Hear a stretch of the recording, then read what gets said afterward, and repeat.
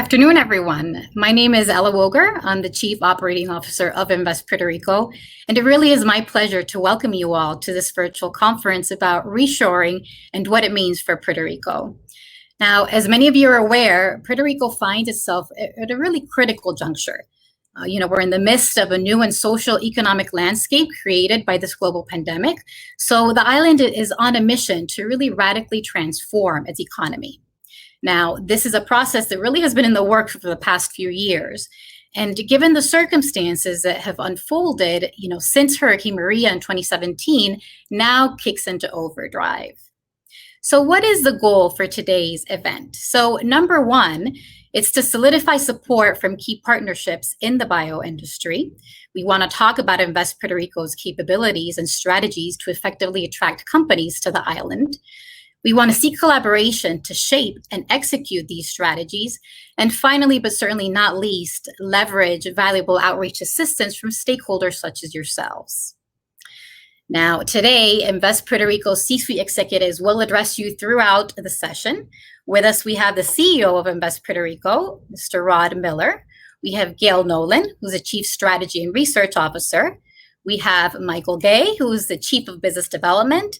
And last from our team, we have Albert Ruiz Picasso, who's our Chief Marketing Officer.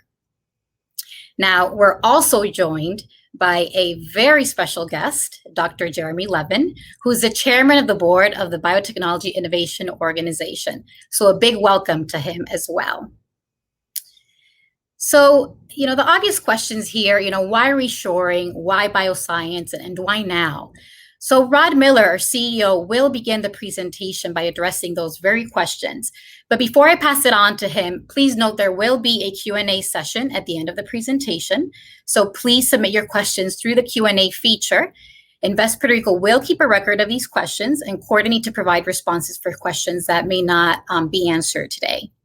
Now, Dr. Levin, I do want to point out, is currently preparing for next week's Bio International Conference and will not be able to stay with us until the very end, but we encourage you to send any questions for him, and he will address them after the event so we can share responses with you on our website.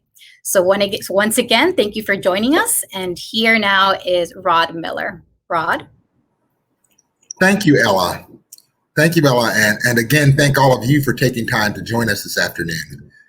Today's event is one of many efforts Invest Puerto Rico is undertaking to give way to a sustainable, inclusive, and competitive economy for the island.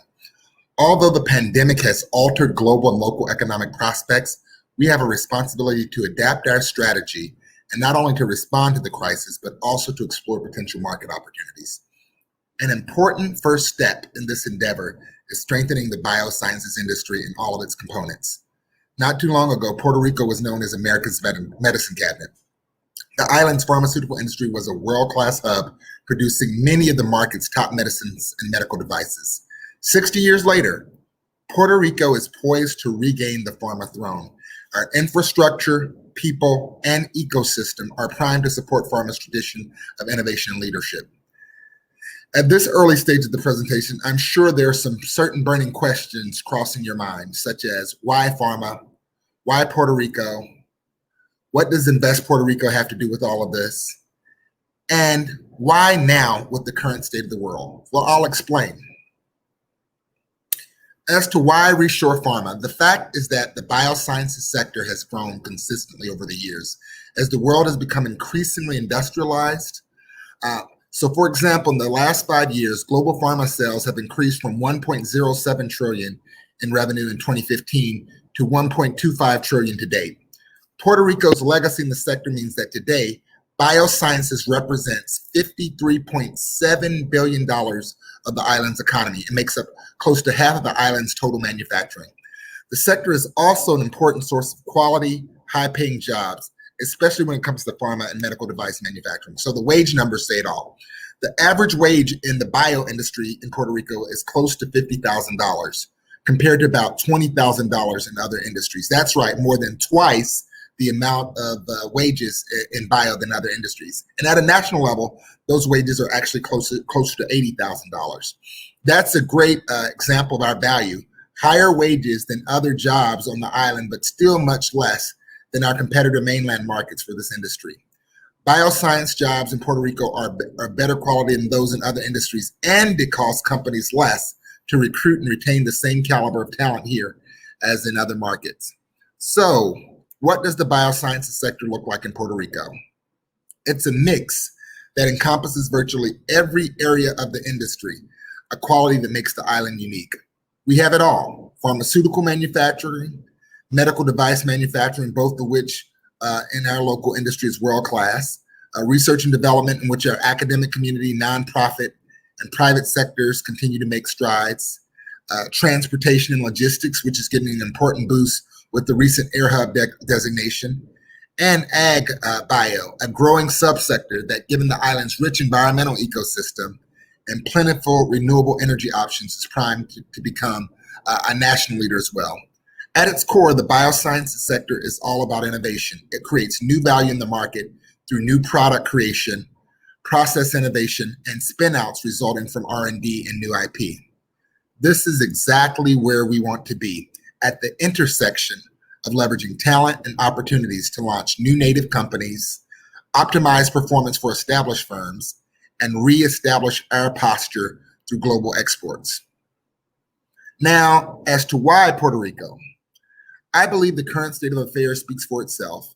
Over 60 years of proven experience in pharma and medical device manufacturing, and home to best-in-class multinationals such as Pfizer, Medtronic, Amgen, Merck, Roche, and Stryker, just to mention a few. Also, the 94,000 bioindustry jobs on the island speak to the amount and quality of the human resource talent that the island has. So, what is Invest Puerto Rico's role in all of this? As the organization tasked with attracting new investments and jobs to the island to drive Puerto Rico's economic transformation, we are mandated to undertake this type of efforts. Reshoring the biosciences is best achieved through relationship building. This means developing strategic partnerships with the myriad entities across the globe, including private equity groups, pharma companies, site selectors, and others. The lasting power of these relationships is paramount. This is why Invest Puerto Rico operates as a fully autonomous entity, free from the impact of changes in political agendas and government administration. As such, we are empowered to develop and market the Puerto Rico brand in a more consistent manner. Puerto Rico's brand has historically been tied to pharma and med devices, and we are elevating it, bringing it to the forefront like it hasn't been in recent times. I'm aware that some question whether, given recent history, Puerto Rico still brings the strength to the industry that it once did. And the answer to that is a resounding yes. When we launched our promo plan at the end of last year, we didn't include biosciences as an attraction target because it is a well-established sector on the island, and our partners at the Department of Economic Development and Commerce have been focused on growing and retaining those businesses on the island. Our focus is strictly on new business attraction. And at the end of last year, all the market indicators pointed to continued investment in Asian markets. Therefore, it was more efficient for us to focus on diversifying the economy, targeting the knowledge sector and export services. However, as a result of COVID-19, companies are considering nearshoring, and the industry is coming back to this hemisphere, which creates a new opportunity for us. Though no one could have fully been prepared for something like COVID-19, our promotional plan did include contingencies so we could pivot swiftly if market disruptors showed up. The very purpose of this presentation, along with other efforts we are undertaking, is proof of our capacity to move swiftly and strategically to accomplish our mission. And that takes us to the question of why now? Yes, the pandemic shook the world and sent markets into havoc. Panic set in, but in the middle of the perceived chaos, Invest Puerto Rico and its partners saw an opportunity. Precisely because of COVID-19 pressures, the sector globally is ready to reshore. One of the factors that is fueling this spin is the supply chain gaps that have been exposed in light of the pandemic. For example, the limited access to critical medical equipment and medicines experienced by American companies and individuals has put greater pressure on economic continuity. We find ourselves in that rare juncture that a significant opportunity has come up, and our sector locally is ready to perform immediately and globally.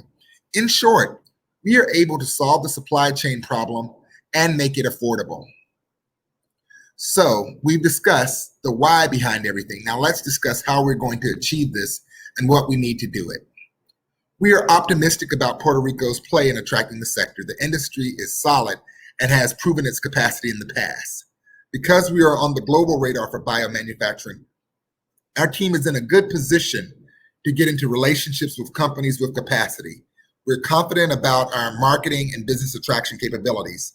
However, in order for us to compete, certain elements are key to driving our success over time. Number one, talent. Talent is the most important driver of investment decisions. People create products, productivity, and drive innovation. Puerto Rico's pharma talent is well established and demonstrated by the 94,000 pharmaceutical employees island-wide. However, continued cultivation and retention of this talent is essential for our long-term growth. Furthermore, we have to be able to articulate clearly with data the skill sets, capacity, and talent of our pharma workers. Number two, incentives. What is the future of incentives going to be for the pharmaceutical sector? This is a question that I am constantly asked. Even without adding new incentives to our portfolio, however, Puerto Rico has some of the most aggressive incentives in the nation. We recognize there's a national debate around additional incentives, and those would be helpful in attracting additional investment. However, we believe that we have the raw material, the raw goods, to compete and have marked results. Sure, we can compete and have wins without incentives, but incentives would make it better. We are singularly focused as an organization on our mandate of bringing investment to the island. As such, we're not immersed in the political work and lobbying efforts around incentives, other than to assert that they are useful instruments that are needed to help get the job done. Number three, infrastructure investment. We recognize the biosciences sector is real estate intensive and an industrial scale industry.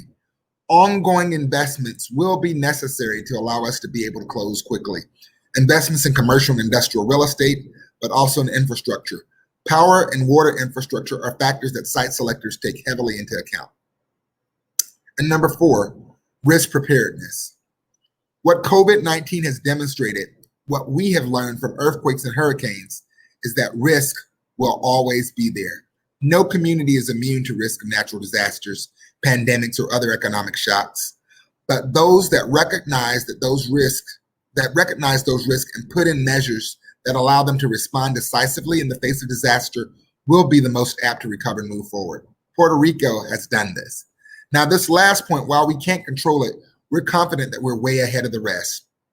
Throughout history, Puerto Ricans have developed that muscle memory to keep moving forward in the face of crisis. Through recent events, our business ecosystem has learned new ways to adapt and practice resilience. Towards the end of the event, we will share with you how you can collaborate with us in reinforcing all of these elements for competitiveness.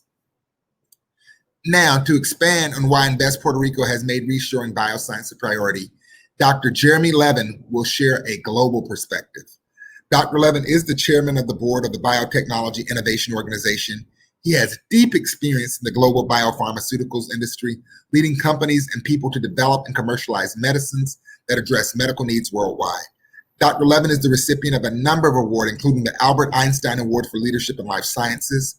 He has been voted one of the 25 most influential people in the biopharmaceutical sector. He is also a friend and believer in Invest Puerto Rico's mission. We're pleased to welcome Dr. Jeremy Levin. Thank you, Rod, for that very kind introduction. And Ella, thank you for organizing this. It's terrific to be with you. Good afternoon to all the bioscience industry partners that have joined us on this important event. And I believe it's a very important event to discuss the circumstances that have led to a real national call for reshoring manufacturing, the life critical products that we need. And I really believe that Puerto Rico is positioned to address those needs. I'm actually very honored to have been invited to provide at least a global perspective to the opportunities and the challenges that we as an industry must plan and prepare for. This is obviously a critical time in our economic history to strategize and act on improving on our vital supply chain. But before I do that, I think it would be remiss of me not to send my condolences and all of our condolences to those who've suffered First of all, of loss of loved ones through COVID-19, and in addition to the terrible uncertainty that has been introduced by the political and also social and economic disruption that it's occasioned, and also the really troublesome events that have occurred over the last few days that have laid bare some of the really raw wounds of our nation that we need to deal with. But turning away from that now and dealing with what we need to deal with, and practically doing so, there's a lot to cover in a short time, so I'll get right into it. The current global crisis and geopolitical tensions has highlighted the vulnerability of just-in-time supply chains, particularly as they pertain to critical materials that Americans rely on for their health and well-being. COVID reiterated the overdependence on singular points of supply for the pharmaceutical ingredients and finished products. Tremendously important. And as we look at this, we have observed the trend of companies considering leaving China. In particular, this began actually before the coronavirus onslaught. The health crisis, however, has inspired a national push, and you can see this everywhere, for reshoring the production capacity of these materials. We know tariff threats and heightened geopolitical tension between the US and China has exacerbated this. We hope some of that will diminish, but we can't be sure. We also are aware of the impact of the Defense Procurement Act, and that is tremendously important. And coupled with that, Operation Warp Speed, now led by my friend Monsef. Monsef is a true professional, really understands what he's doing, and gives me great hope that some of these disruptions can be actually ameliorated. Well, there's a couple things that we need to walk through, which are the key decision points that companies will need to use to evaluate as they look at reshoring production. And what I've had the delight in learning about in Puerto Rico that addresses these needs. Puerto Rico is special. It has US jurisdiction, extraordinarily cost-efficient and manufacturing operations, tremendous productivity, and what's even more marvelous about it, it has existing expertise, experience over many decades in pharmaceuticals, medical devices, and manufacturing. It's all there. But it's not just the infrastructure, the physical plant, it's the talent. We know that Puerto Rico has a tremendous amount of talent and a highly desirable set of talents. There are over 26,000 STEM graduates every year. Remarkable. There are, in terms of global concentration of scientists and engineers, it's number 6. That's really remarkable. With regard to the facilities, well, they're manifest.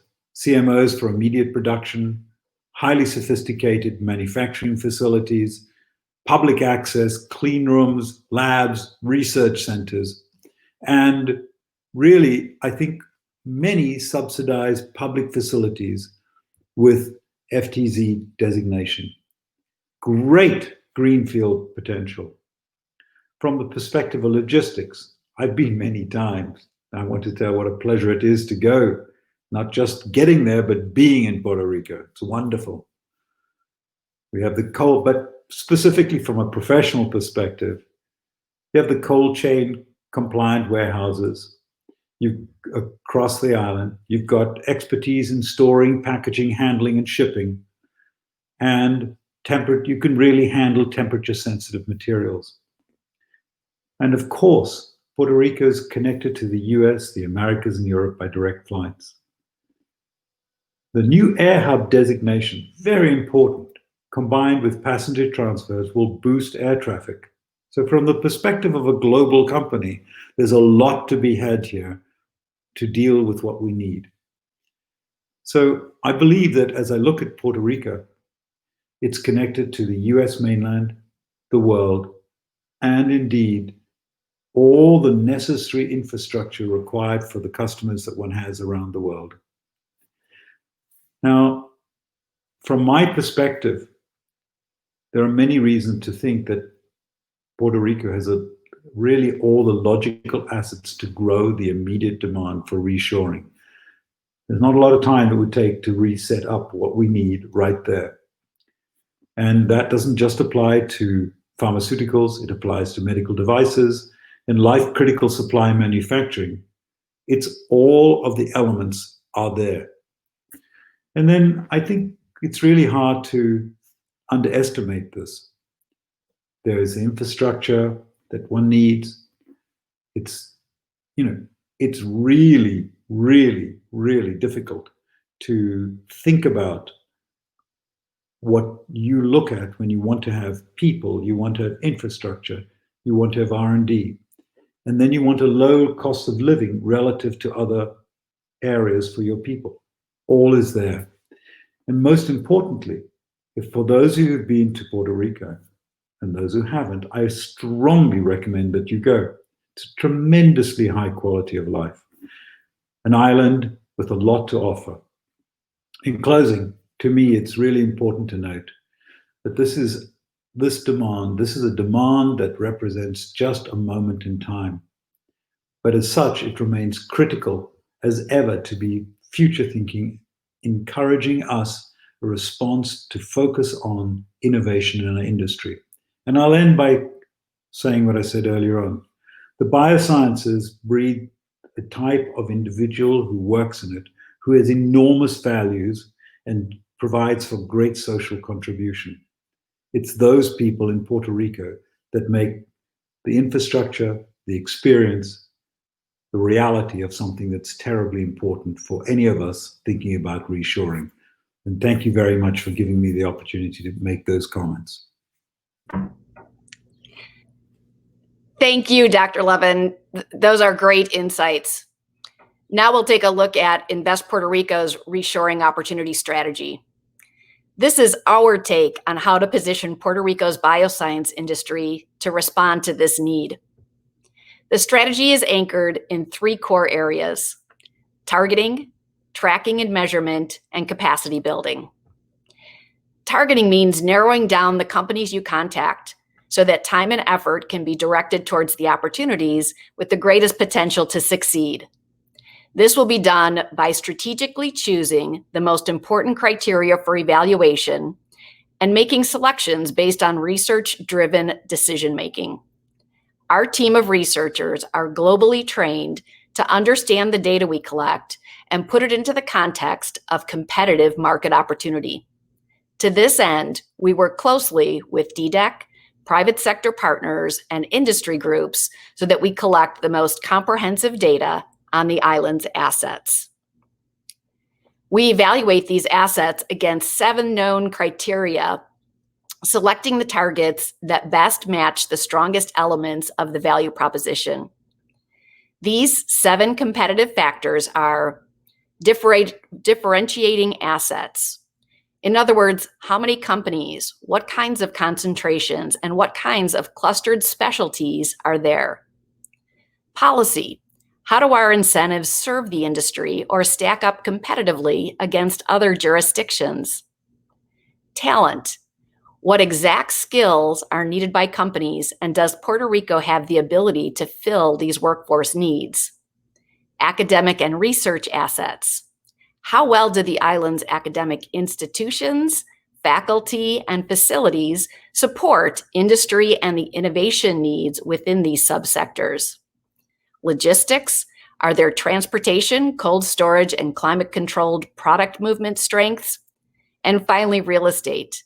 Where are specific state-of-the-art facilities or appropriate buildable land available and properly positioned?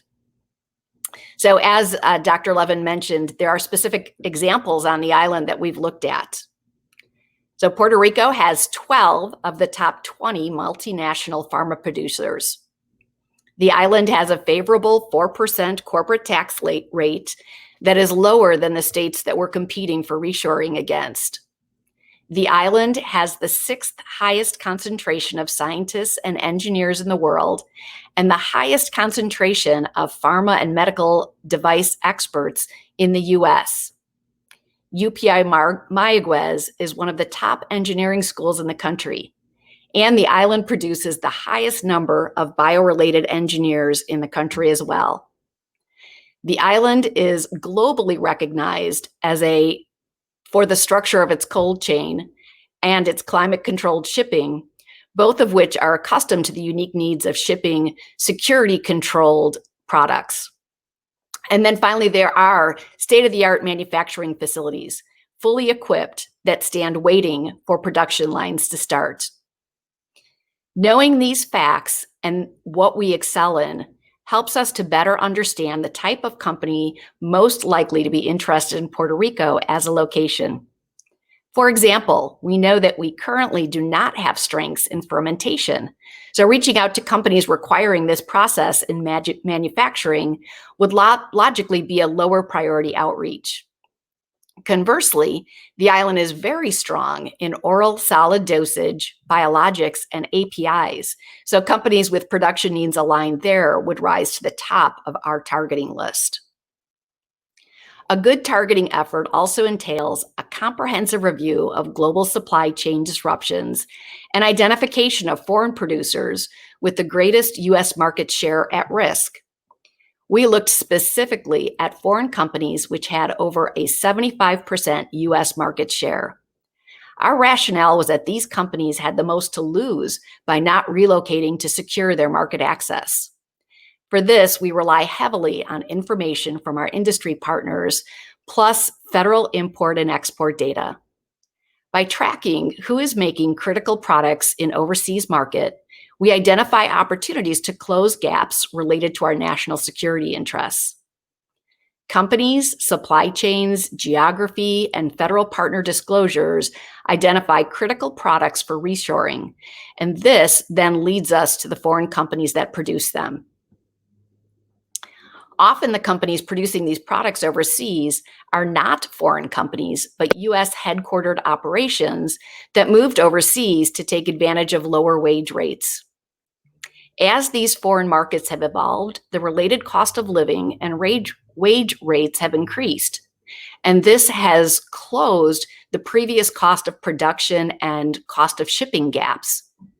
Additionally, currently, U.S. consumers are now willing to pay premiums for products securely produced under federal regulatory guidelines.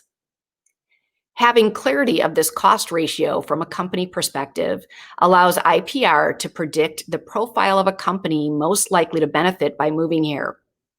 The Transshipment Waiver opens new options for combined passenger and belly cargo revenues to be factored together, which creates new cost models, particularly since over 70% of high-value Puerto Rican bioscience products ship by air rather than sea vessel.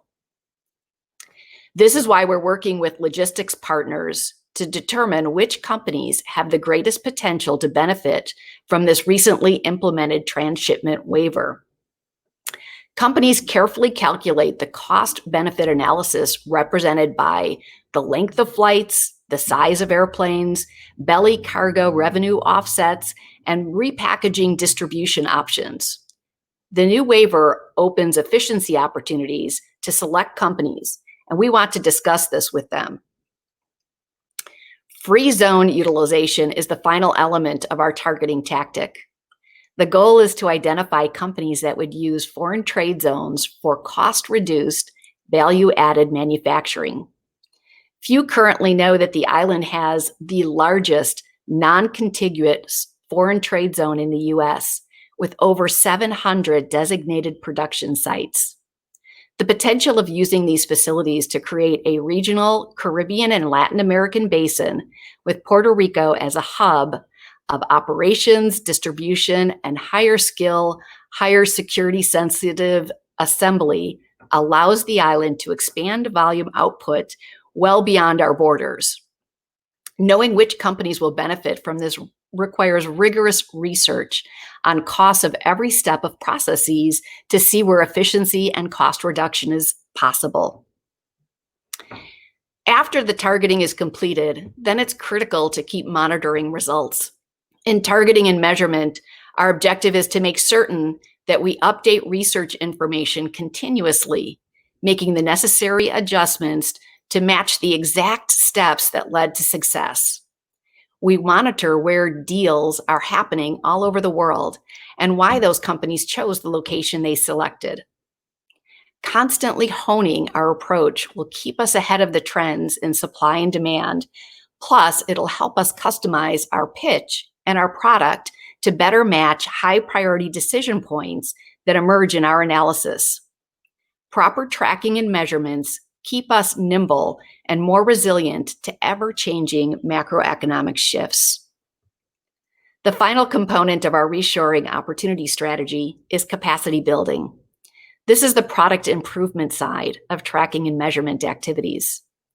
Essentially, this is Invest Puerto Rico's commitment to documenting and understanding the exact current and future needs of the prospects so that they are successful after locating in Puerto Rico. This then creates a legacy that compels other companies to follow that same pathway to optimal productivity. Capacity building projects include workforce and training initiatives, real estate validation programs, and process navigation services, all packaged in online platforms that make the exchange of information between IPR and regional municipal governments seamless. So the primary takeaway is that Invest Puerto Rico dedicates tremendous time and effort to carefully focusing our efforts. We cull research, analyze data, and leverage knowledge gained from that information to craft and deploy an effective and highly targeted bioscience reshoring strategy. The process outlined above showed the elements that guide our preliminary planning. After a brief break, our Chief Development Officer, Michael Gay, will discuss implementation and outreach further. Thank you so much. Thank you, Gail, for sharing Invest Puerto Rico's strategy for reshoring, and also to Dr. Levin for sharing his valuable perspective. Now, before we continue, I would just like to take a moment to remind our audience that we are accepting questions for discussion after the presentations. So please remember to send yours in the chat box found below in the window. So now we'll continue with our conference with Invest Puerto Rico's Chief Business Development Officer, Mr. Michael Gay. Michael? Thank you, Ella. As the newest member of IPR team, it is a pleasure to be marketing the bioscience assets in Puerto Rico at such a critical time.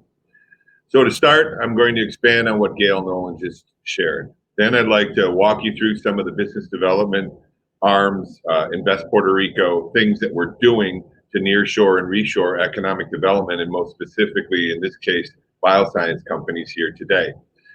In the next few slides, I will explain some of the major approaches we're implementing to both identify as well as qualify prospects. Some techniques are old school, and some are using the latest technology. What I need from the audience today, though, is also additional information and partnerships that enhance our readiness and improves our chances of success when we bring a prospect to the table.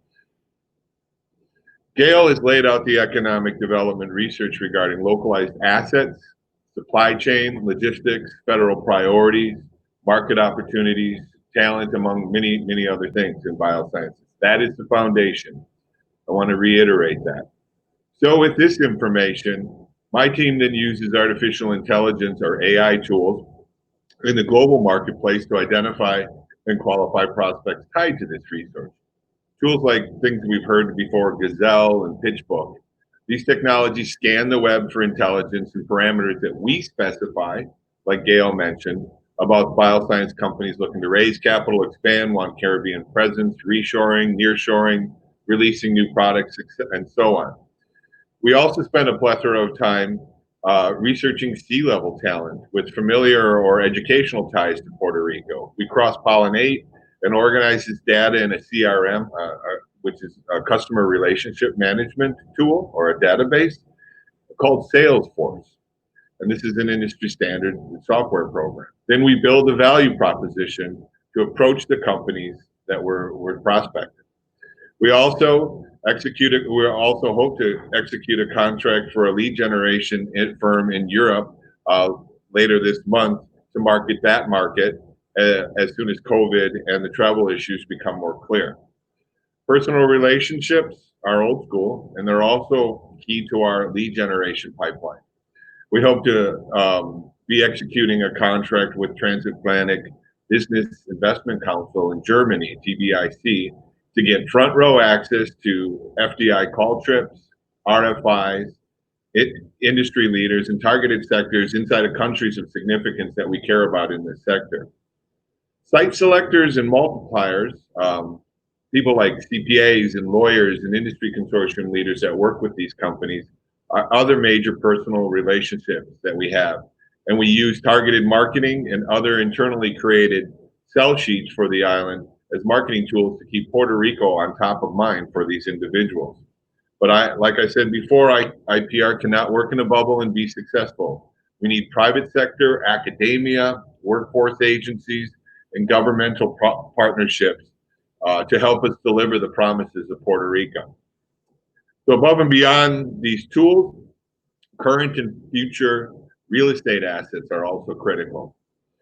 When we talk with companies, after talent discussions, as Rod mentioned, they start asking about sites and buildings on the island that are available, ready to move in, new development sites, what have you.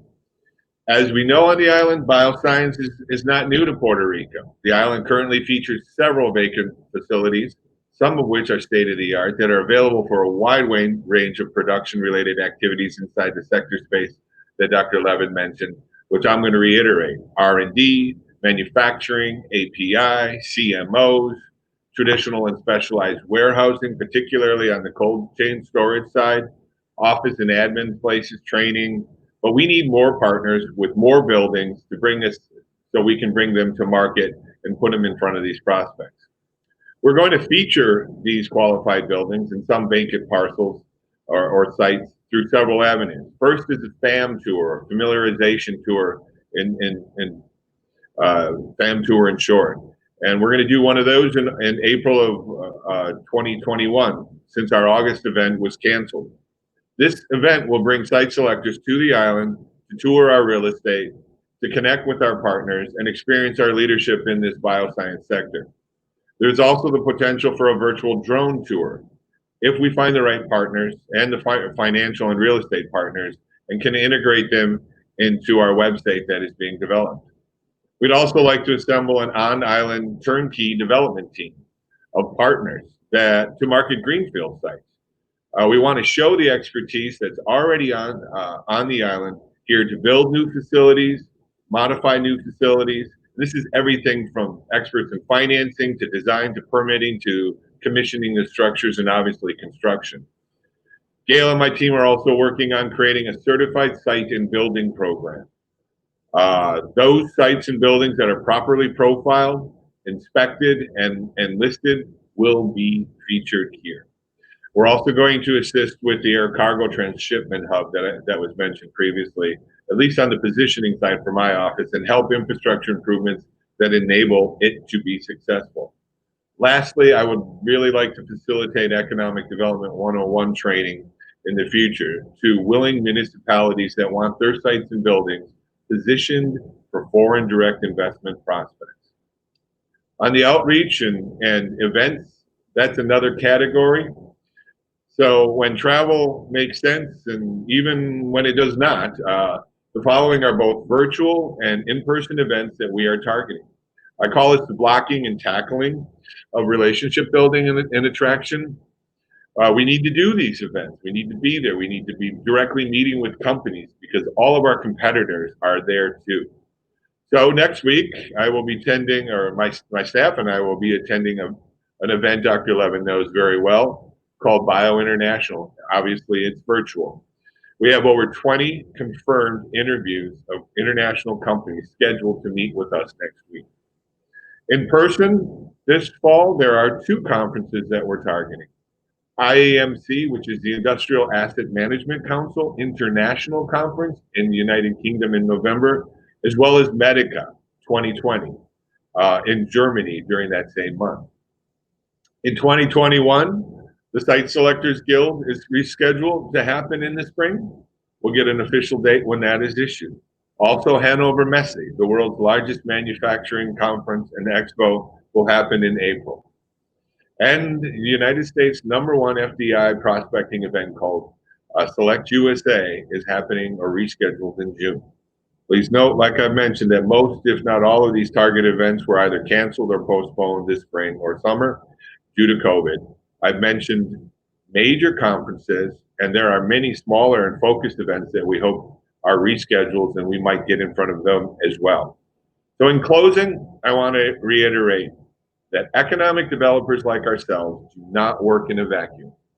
We want to collaborate with you and make the best of this opportunity for Puerto Rico. Once again, a critical area where my team needs your help is on the real estate side. And we look to connect with you on certified sites, buildings, development experts, and brokerage that want to co-broker to strengthen our asset portfolio. Lastly, the efforts and understanding in business development are supported upfront by solid strategy and research, and ultimately by the messaging work of our marketing team. Marketing plays an instrumental role in getting the word out and changing the perceptions about Puerto Rico. Albert Ruiz Picasso, our Chief Marketing Officer, is going to tell you more. Thank you. Thanks, Michael. Hello, everyone. Now, telling the story of Puerto Rico, now that's exciting, just because there's just so much to say. The island's legacy of bioscience, the established business ecosystem, how it serves as a strategically located gateway, the people, the rich culture, the quality of life. It's all here. And as my colleague Michael said, it's our job to get the word out. So how is this getting done, you're asking?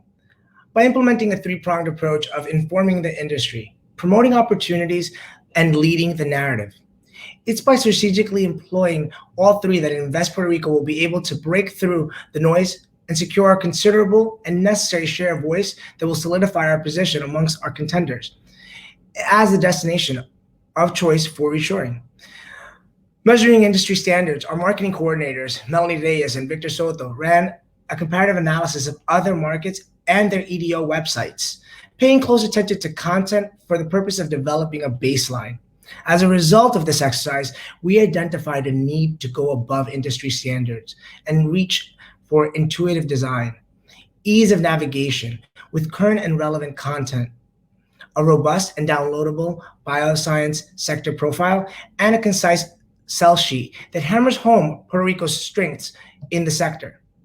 As we continue to develop content, specifically our sector page, we identified opportunities to set us apart from the other markets. Again, taking careful consideration of design and presentation with intention to stand apart from the standard. Both statistics and factoids will be reinforced by useful differentiators, dynamic content that is regularly refreshed, an industry events feature, and periodic industry profiles, both corporate and individual executive profiles. In other words, Puerto Rican success stories, all with the purpose to, again, set Puerto Rico above the fray in a more meaningful and innovative fashion. In advance of a deep dive into the sector with a data-rich website, an early effort we undertook was to launch a pilot advertising campaign that we affectionately refer to as Sticky Notes. The campaign's purpose were threefold: to raise awareness of Puerto Rico's unique characteristics in the biosciences sector, underscore the competitive advantage of Puerto Rico and what it affords every company looking to reshore operations or manufacturing, and to test the waters, so to speak, to identify what resonates with the important target audience. I would be remiss if I failed to stress that analytics and campaign optimization go hand in hand with the learnings we are gleaning from this pilot. Similar to our page, we've established a baseline and are actively executing tests for creative, copy, and DMA placement. For the ultimate goal here is to reach and influence decision makers.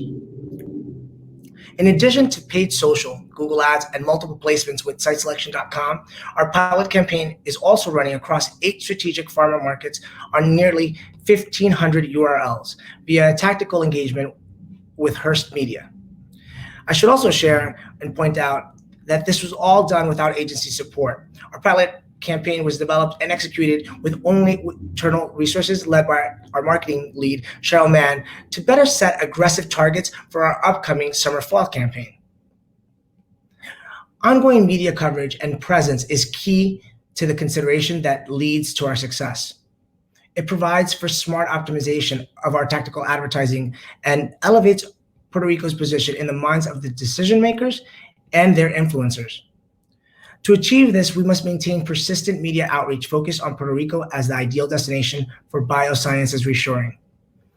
Between April and May 2020, we achieved bio-industry coverage in Forbes, Site Selection Magazine, the Miami Herald, FDI International, Industry Today, and several business podcasts.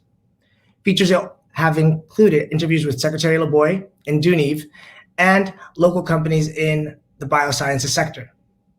Executed by Natalia Rosado, our communications lead, our media approach is simple yet effective. Keep a consistent narrative across the board and drive that narrative. The overarching story focus provides air cover that reinforces resilience as a decision-making factor, a fact-based focus positioning Puerto Rico as a biosciences industry global leader, all the while consistently affirming the island's strong biosciences sector with its experienced workforce and its established business networks. So what's next for how we market and attract reshoring biosciences to Puerto Rico? To echo what Michael said, we will continue to participate in targeted and strategic events to showcase Puerto Rico as the ideal industry investment destination. This gives us an opportunity to speak directly with industry decision makers and those that influence their decisions at the right place and at the right time. We will be at BioDigital in June and have secured retargeting digital placements for July and August, targeting an industry audience of 300,000. We are also excited about other virtual events on the horizon. Our events lead, Limari Reyes, is already hard at work on our next virtual event, Global Volatility, Reshoring and Securing Your Supply Chain, on June 18th, hosted by our business development team. These events will allow us to solidify support from key relationships, educate on why Puerto Rico is a prime location for reshoring, build Puerto Rico's image amongst the site selection community, and leverage local industry leaders to validate our key value proposition. Of course, these efforts run in tandem with other initiatives we are spearheading to place Puerto Rico and its assets in the biosciences sector front and center. Thank you all. We will now pass it on back to Rod Miller to close out our session. Thank you, Albert. As we've seen today, at Invest Puerto Rico, we are ensuring that all the pieces are in place to make the island the next biosciences capital of the world. COVID-19 is not the first, and it won't be the last crisis to derail plans, but we are betting on the power of collaboration and strategic partnerships to overcome obstacles and craft success. Puerto Rico's recovery is a joint effort, and we need everyone rowing in the same direction.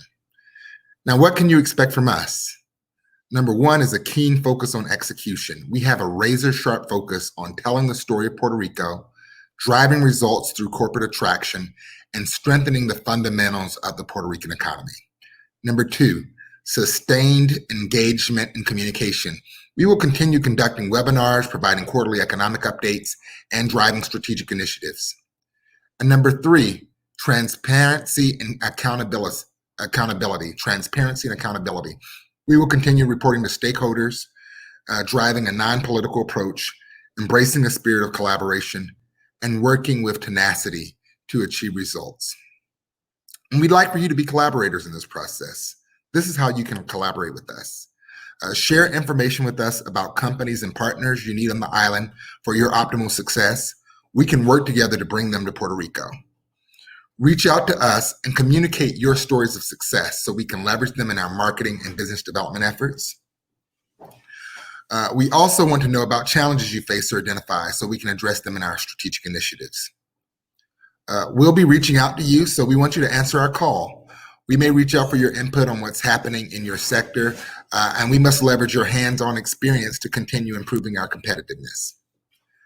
And finally, consider us your partner as it relates to the issue of growing the economy. Introduce us when there are opportunities to network and seek to leverage our connections as well. You've met our leadership team today, and these are your allies for business development, marketing and communications, and research support. We are on your side to take us to the next chapter of our history. Now, as the island is well into the second of our fourth phase reopening strategy, we're already thinking about what's next beyond the pandemic to get Puerto Rico's economic transformation rolling. We've done this before, and at Invest Puerto Rico, we are confident we will achieve this again, this time with lasting results.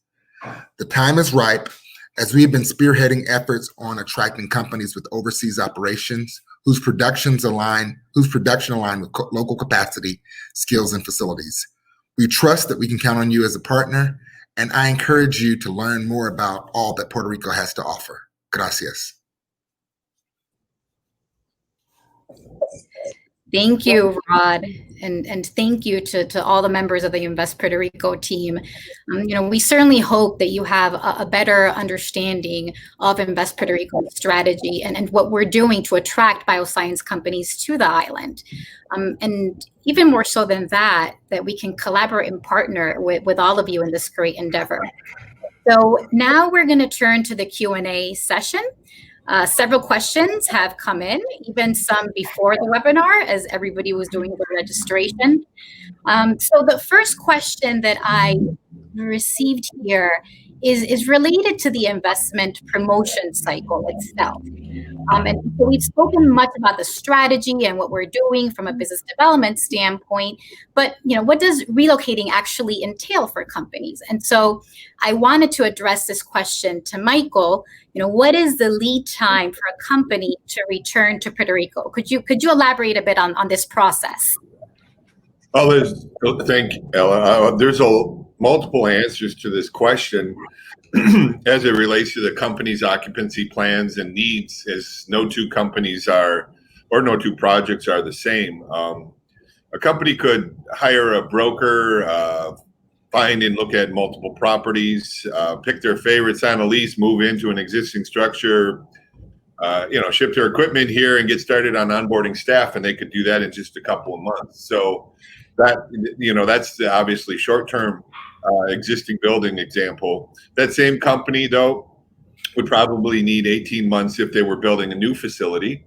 Which is no different than any other project time frame on the mainland. So, as I mentioned earlier, there's experienced professional service firms on the island that are, have the expertise and are ready to help with all of the real estate, building commissioning, finding permanent and temporary staff, all of these things, and accessing DDEC incentives. So I think our timeline, to getting a manufacturer to return to the island is commensurate with those in the States. We can always do better to tweak things, and every project is unique and different, but we can compete, and I think in this sector in particular. Thank you, Michael. And I think, you hit on something that's key, and it's that every company is very unique and has different types of needs. So while some companies, maybe 3 or 4 months, when we're talking about this kind of bioscience companies, we tend to see a longer lead. And so we're doing everything we can today so we can see these results further down the line. The next question that I had is for Gail. Gail, you spoke in your presentation about the 7 competitive pillars, and one of them is academia and research. And so this question came in, how do Puerto Rico universities engage with the bioscience industry on the island? Thanks, Ella. And I'm going to say, based on the comments that we've made already, it's clear that the academic environment on the island is the crown jewel in the competitive assets for Puerto Rico. They've done an amazing job, which is why we have such a high concentration of skilled experts and scientists and engineers. One of the key facts that came out just this week was 25% of the Hispanic scientists that work for NASA were trained on the island of Puerto Rico at the university, at the multiple universities here. So we take that very seriously. We want to continue to grow that. And we're working on specific initiatives around 3 specific pillars. The first is talent. All of the talent that has generated on the island, we want to make sure that we attract them back to the island for great opportunities. There's a tremendous loyalty of individuals who grew up on the island and are educated on the island to return to the island. And so we want to give them opportunities to be able to do that. And so we're working with the universities to create alumni programs and diaspora homecoming initiatives for that purpose. The second is in industry collaborations. So we're really working on making sure that whenever we host a prospect and talk to them about what their needs are as a company, that we connect them to the assets with the university system so that they can figure out exactly how their needs will be met through that research and academic capabilities, both on the industry research in terms of innovation side of the equation and on the talent development side, so that we know that we have a workforce and skills that match what their most recent and current needs are. And then the third area is in really helping to develop those external partnerships. So the universities on the island have encouraged us that they want to look at best practices, not just nationally, but globally, and forge partnerships and collaborations with those organizations so that they can fast track creating new curriculum and new research connectivity for the companies that are on the island without having to kind of reinvent the wheel around some of those. So I would say that's kind of the core of where we want to focus. One project in particular related to those collaborations is we're working with an external university that was funded by Microsoft and Rockwell International to put in a Connected Systems Institute. And that works with industry specifically to help them upgrade their connected systems integration using elements of blockchain,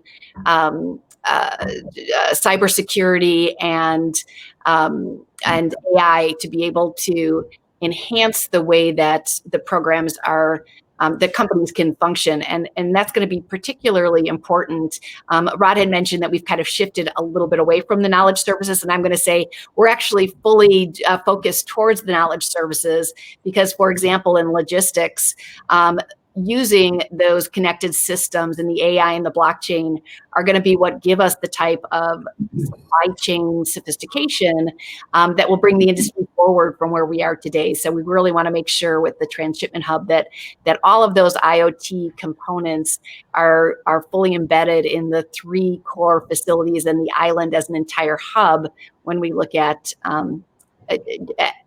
how we function as that international central hub to those really important markets in North America, South America, and Europe.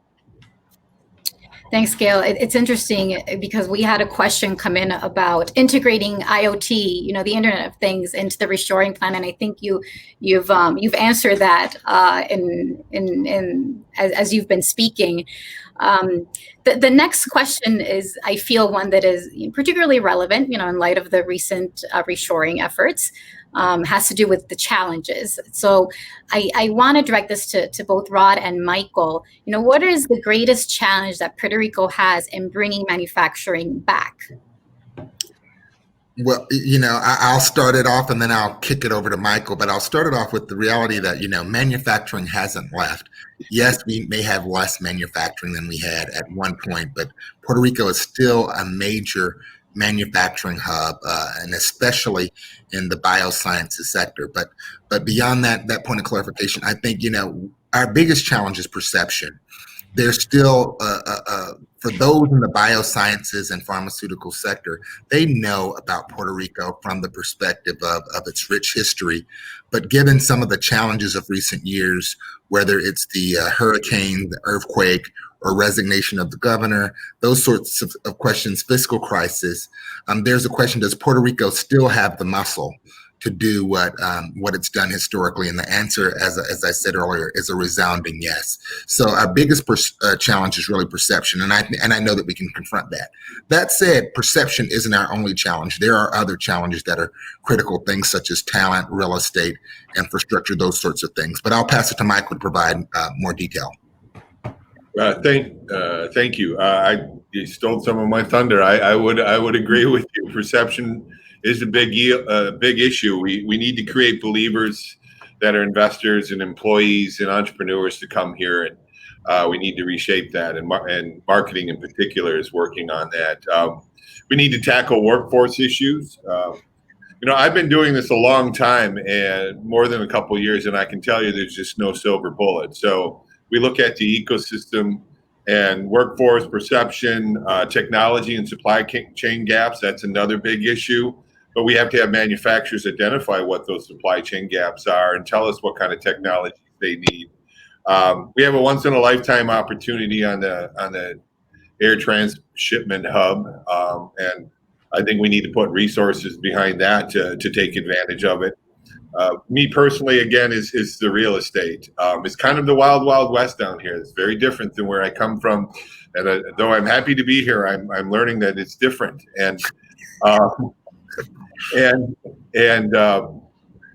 But we need real estate partners that are ready to help us compete for FDI prospects in the terms that outsiders want, because FDI prospects have different parameters on how they select sites. And so this could mean, things like, the permitting process being streamlined, having certified buildings, co-brokerage, if we can get brokers to do more of that, and private sector development experts, like I mentioned before, that are both competing and collaborating simultaneously. All of these things are challenges, but in today's day, these are all real opportunities as well. Yeah, that's precisely what I was going to say. I think, while we recognize that there may be challenges, this is such an incredible opportunity for the island of Puerto Rico. The next question that I have is a targeting question. And so the question goes, is your focus going to be on large pharma or more mid-sized businesses? For example, I'm most curious about those 70 million to 200 million revenue businesses that are based in the US but manufacture overseas. Is this your target? Gail, could you elaborate a bit on that? Yes. So we have looked at, and again, I think we went through, how we kind of honed and narrowed down on some of the opportunities. Quite frankly, a lot of the larger manufacturers have already reached out and are looking very seriously at options. They're working through site selectors, and we certainly will do activities there. We recognize also that mid-size manufacturer is a real opportunity on the island, and so we don't want to neglect that as part of the rush of some of the companies come back to the U.S. So we want to be really clear that we have. That we attract the kind of companies that have long-term sustainability on the island and a commitment to the island moving forward. So I would only add that, that mid-size market, in terms of the number of companies and in terms of managing risk for the island, ultimately probably represents an even greater opportunity. Why? Well, most of the large companies are here in Puerto Rico. They understand how things work here in Puerto Rico. That mid-size, they know that there's an opportunity here, but they don't quite know how to navigate it. So I really believe that's going to be a sweet spot for us in terms of attracting companies that can create maybe not the same scale of jobs as some of those larger companies in terms of complete numbers, but help balance out the economy and manage some of the risk as well. Can I just add to that just one thing? On the business development side, the real estate assets that are move-in ready, that are state-of-the-art, they will also be attractive to that market sector. And so those assets, like I was in GSK's the other day, and Scalar's facility, all those facilities that can be marketed are very, very in much alignment with the market segment that he's talking about in this question. Thank you. And so, we're talking about companies, but, very interestingly, we have a couple of questions when it comes more to individual and institutional investors. And so, there's a question here. Do you see an investment opportunity coming up for local, individual, and institutional investors? And this question, I think, dovetails into that. Could Puerto Rico be interested in receiving economic resources from Latin American investors heading to these reshoring opportunities? So I'll start that off, and then someone else can chime in. The reality is, this has been one of the most fascinating journeys for me. I've been here on the island for about a year, but I've done economic development around the U.S. and around the globe. And Puerto Rico is extraordinarily attractive to investors. So on a regular basis, more than anywhere else I've been, we get both institutional investors as well as individual investors with capacity reaching out to us for investment opportunities. One of the things that we've not been able to yet capture adequately in our work, but we aim to capture, are those investment opportunities in a way so some sort of prospectus or some sort of a mechanism that allows for us, when those investors to come, to say, here are some turnkey opportunities on the island. And there are a few reasons why we believe these investors are looking at our market. One is when we're talking about Latin American investors, the cultural elements and some of the things that we may see as challenges in Puerto Rico, quite frankly, compared to even other parts of Latin America, oftentimes may run more smoothly in Puerto Rico. So the language isn't a hurdle, and the idea that it's a smooth foray into the U.S. investment market makes Puerto Rico particularly attractive for investors. The other thing is, of course, we know that over 90% of the island is an opportunity zone, and that opportunity zone reality also makes it very exciting for companies, for investors to look at coming here.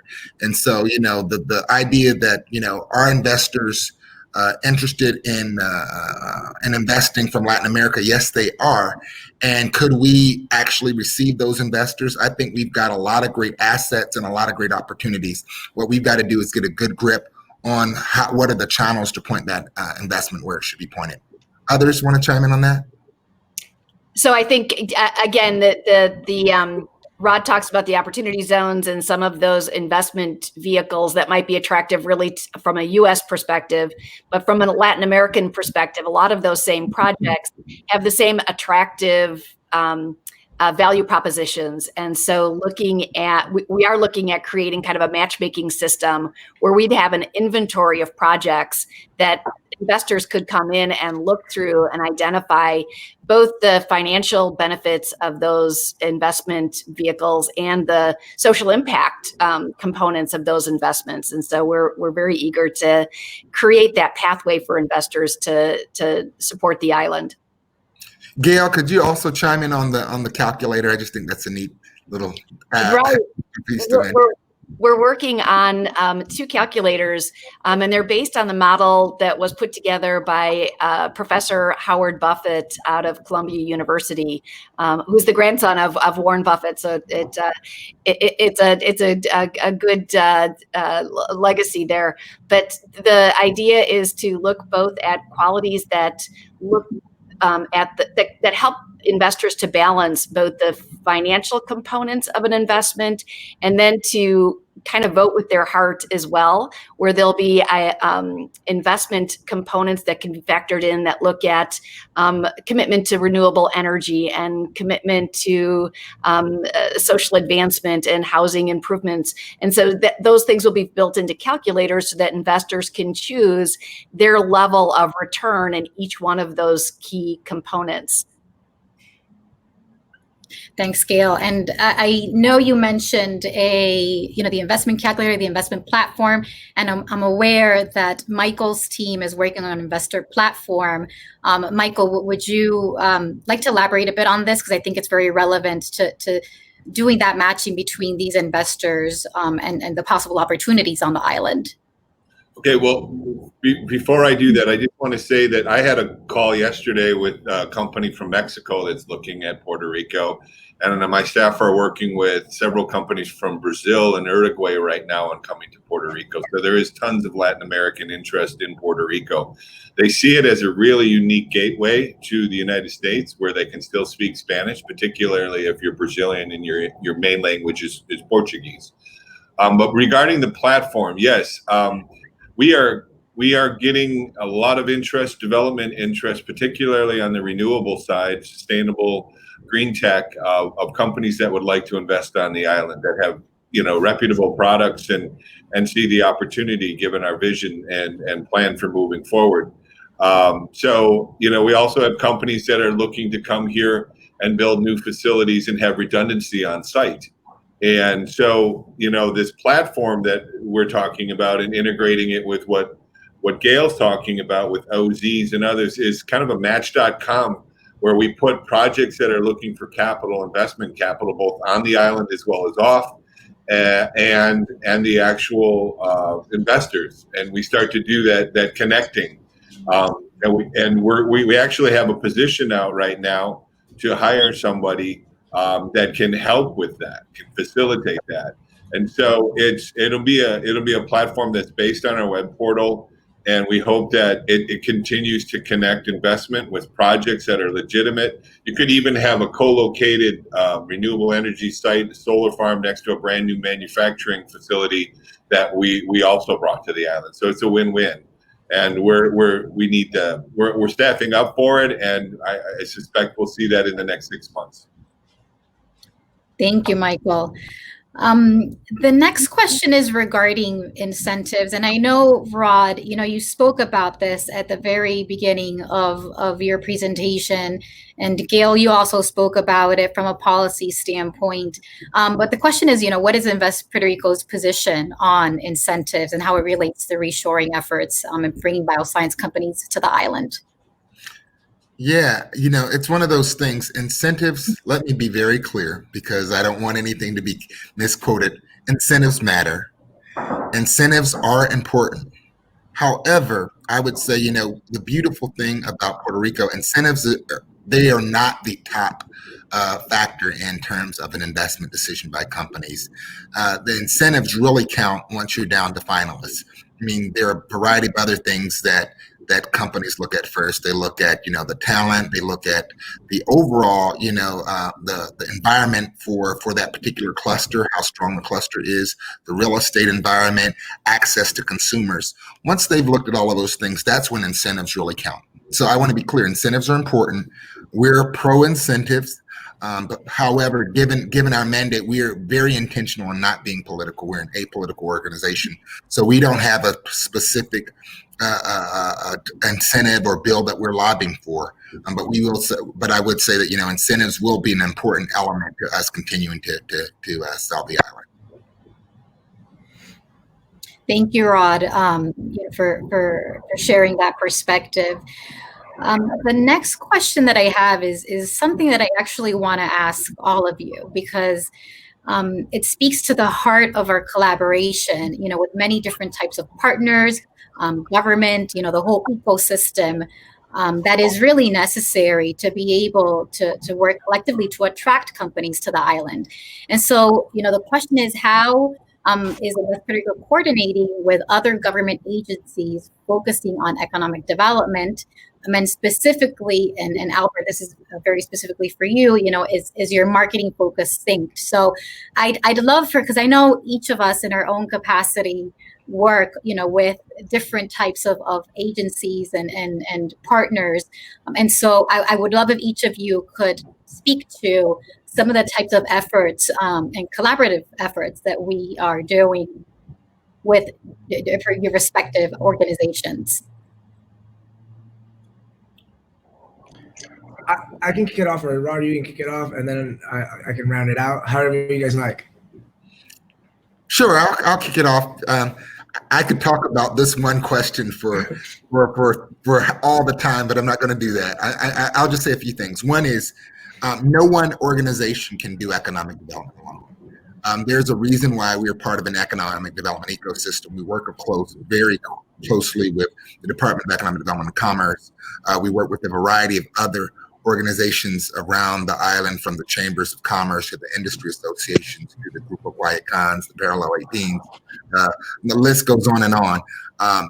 And what we know is that we've all got a role to play. And so we work very diligently, especially with the Department of Economic Development and Commerce, Puerto Rico Tourism Company, and Discover Puerto Rico. We work very closely with those agencies in particular to make sure that we're saying the same thing regarding what the opportunities are in the market, and that, either it's the same thing or it's complementary, because we've all, $1 from each of us goes much further than $1 individually. So we're very aware that our messages need to be congruent, as well as that our spend needs to be complementary. So I know that Albert, in his role as our Chief Marketing Officer, is very intent on coordinating and working with his counterparts around the island. I'd like to. Oh, okay. Sure. No, go ahead, Michael, please. Let me just jump in real quick, because your marketing is a good wrap up for this question. At the local level, I look forward to meeting with municipalities and getting their sites and buildings ready for economic development. With regard to DDEC and PRIDCO, we work with them daily. We are marketing PRIDCO's best assets to site selectors and other prospects. We're working on creating the private promoter program that is required by our legislative authority, and we're creating a pilot program for that.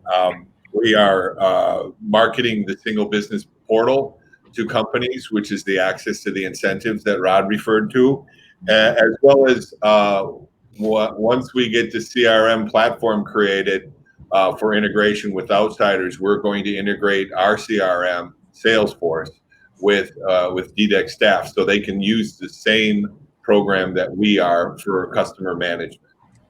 I'll leave it at that. I'm sorry. You're next, Albert. No, don't be sorry. I think that in answering the question about marketing being focused and how are we synced, I think that it's very clear that our intent is to identify synergies and look for efficiencies when we work with any relationship, so that we're all saying one message, singing the same song. All of this consistently will help into shifting the narrative, and that's what everyone in Puerto Rico needs to be focused on. We're all telling one story, whether we're working with DDEC or we're working with Parallel 18 or working with the DMO on different initiatives. The idea really is not necessarily talking about Invest Puerto Rico, but rather about the Puerto Rico message. As we look into what will be the evolution of virtual marketing, or will there be more live marketing? We are going to be exploring a series of different initiatives with multiple partners that are lock in step, just like Rod had insinuated earlier. Thank you. Gail, would you like to address this as well? Well, yes, and I think I already identified through my earlier comments that, that's what we do from a data collection perspective. Is it's really important. We rely incredibly strongly on information from DDEC and from the existing companies and the relationships that they have with existing companies. And so that's critically important to how we do our targeting and why we do our targeting and how we know that the companies are succeeding on the island. And so that, again, it goes back to to who we target in the future. The second piece of that is, again, from a data collection perspective, we want to make sure that we're aligned on the different platforms that we all use, so that when we start collecting additional information, that everybody has access to the same data and the same information, and that there's, to everyone's point, there's consistency. I know, and the final piece is just the contacts and the historic relationships. Michael and I were just talking this morning about some opportunities and interest in looking for new market tax credits, and saying that we want to reach out to our, obviously where we would go is to reach out to our partners to find out how they're doing that, who's the strongest experts on the island, because it's certainly not us. So it's that lockstep position is critically important to being strategic. Yeah, I absolutely agree. I want to add to that, we do work in concert with the Department of Economic Development and Commerce, with the DDEC. While we are charged with new business attraction, the DDEC is charged with business retention and expansion of the companies that are already here. So, we work in concert with them to bring them and work with them, to navigate incentives and go through the whole process of establishing themselves on the island. So, we strive to really work together with, different types of be it government agencies or other partners, to be able to navigate and better assist companies in the process of expanding, their operations to the island. Absolutely, I think in our I can speak, for all of us when we say that every day, we're on the phone with the DDEC or the DMO, or Parallel 18, or, just to really drive this agenda forward. Looking here at the questions. Oh, this is a good question. So I have a question here. The Toyota production system, for example, involves the raw material suppliers near their manufacturing facilities. So will Invest Puerto Rico evaluate how the new established companies can contribute with the local manufacturer's business? So I will start that, and then I will pass it off to Gail, because Gail will have something much more brilliant than than my response to that question. I think the short answer is yes. The reality is, so when we talk about building the economy of Puerto Rico, we look at two or three things. One, we want to bring in deals, but we want to make the economy more sustainable, more inclusive, and more competitive. And what this is really a competitiveness question. Ultimately, we can go and bring jobs and attract companies all day long, but if we attract exactly what we have right now, all we do is we flood the market. But if we can actually bring in things that are complementary, that actually allow to build on the existing skill sets, that actually plug those gaps, and that's really what this is talking about, plugging those gaps or making sure that there's easy access to raw materials. That's going to be a lot higher value, not just for the companies, but it's going to be a lot higher value for the economy and much more sustainable for the economy over time. So that's exactly in line with our work. You want to add anything to that, Gail? Yes, I do. So this is exactly, we do what's called asset mapping, and that's where we literally take an inventory of everything that's on the island so that we can align that to the needs of companies that are coming in and be able to show how their supply chain would function. And it actually goes in both directions. So it's not just filling gaps by bringing in companies where there isn't a company existent, but it's also with promoting the existing companies that are on the island as an asset to the manufacturers that are located here. And this is also what fits into that foreign trade zone question or comments that I made earlier again in the presentation, is that there's a tremendous opportunity. It's not just about raw materials, it's also about systems development as part of the supply chain. And so that those system developments, utilizing those foreign trade zones, could be really strong when you look at the Caribbean basin and specifically going into South America, looking at where some lower skill a component or systems could be developed and then ship them to the island through the foreign trade zone utilization for some seamless back and forth in terms of creating supply chains that have real cost efficiency around them. So that is exactly one of the things we're looking for, and for the benefit of the companies on the island of Puerto Rico, because the skill sets are so high on the island, that we could see that as a way of kind of distributing the labor needs to some of our neighboring countries as a distributive wage strategy.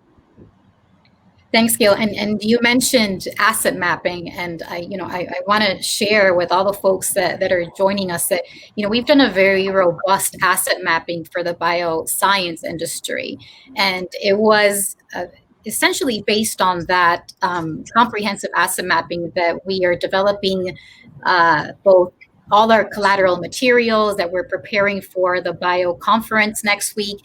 And so our intent, not just for biosciences, but for different types of our target sectors, we will be developing robust, comprehensive asset maps that will feed into the value propositions of the different target sectors. So I just wanted to highlight that because I think it's at the core, of what we're doing at Invest Puerto Rico, and it really informs, from a targeting perspective and from a marketing perspective, how we're going to go out and attract these companies to the island. Just checking here for more questions. I think we have one here. Will there be logistical opportunities exporting from Puerto Rico to the U.S.? Are you? Can I just field that one? So quick answer is a resounding yes. There's going to be a lot of opportunities that are going to open up with the new transshipment hub. One of the things that I think will be really important is the way that the island has been structured in the pharmaceutical industry and the island was structured previously was with the knowledge that there were some constraints from that shipping component. And so that factored some of the development of the supply chain, specifically around packaging and repackaging. And so one of the things that is logical and likely is that there will be not just areas of warehousing on the island that will grow up around our logistics hubs, but that there will be very high value added components to those warehouses that will receive products and repackage and redistribute them in a fairly robust way. So that's one of the things, when we look at what happened in Alaska when they got their air transfer hub, it was huge in terms of opening up their economy.